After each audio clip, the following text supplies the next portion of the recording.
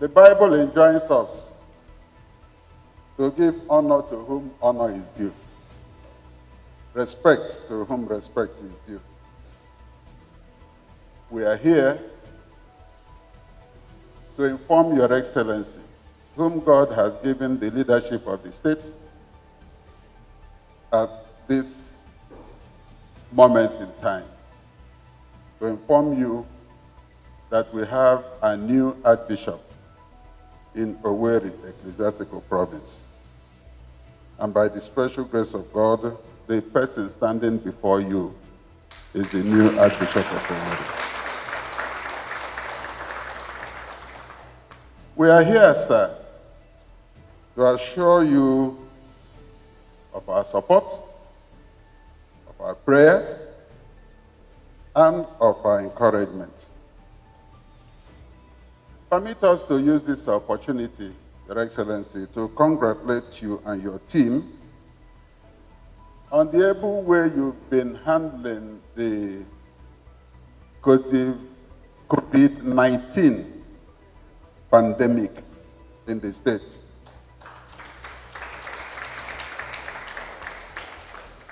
It could have been worse, but for the education, the enlightenment, and the proactive measures adopted in the state.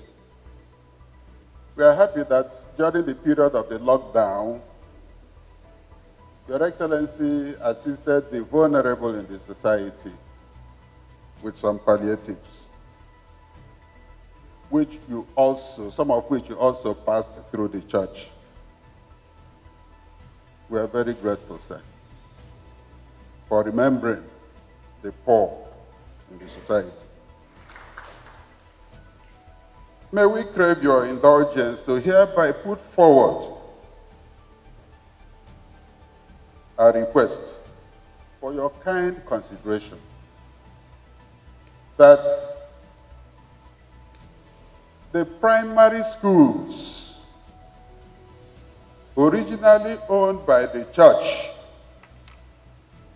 in Imo State be returned to their original owners.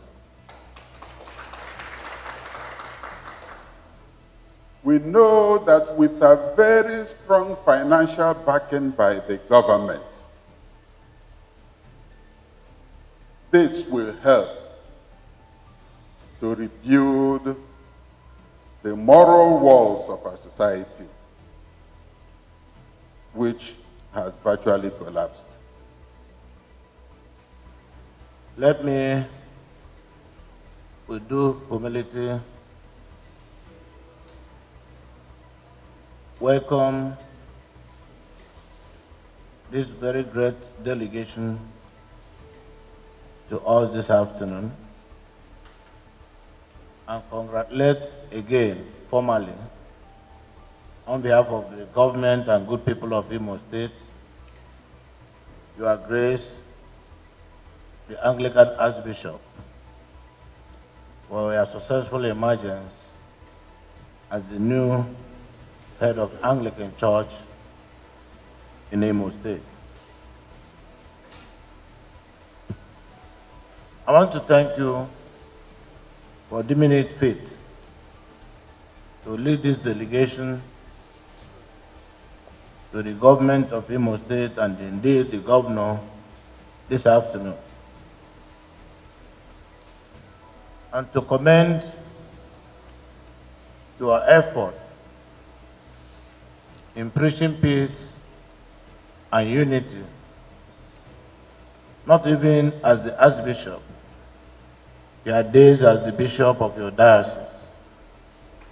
Your antecedent speaks for you.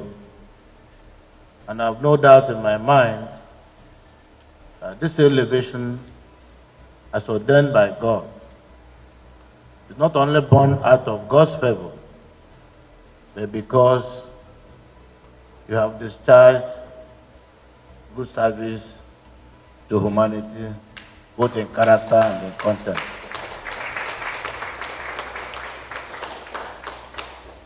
One of the contents of my vision document is to bring back a situation where public schools would be preferred as a choice than private schools. We want a situation where parents would prefer to send their children back to public schools or missionary schools rather than private schools. In so doing, we create a very competitive environment that will force even private school operators do things that will be acceptable to the society. To make that easy, government is very willing to bring back the missionary schools back to the missions. In fact, we have no problems doing that. Just that we need to fine-tune it to give our teachers the sense of security they need, that nothing is going to happen to their jobs and all that.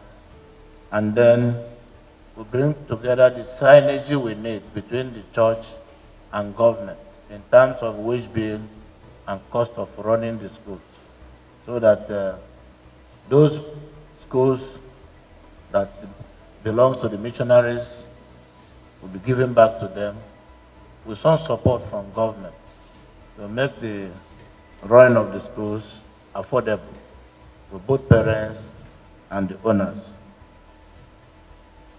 So I'm sure in any moment from now we'll put a small committee together that will work on that.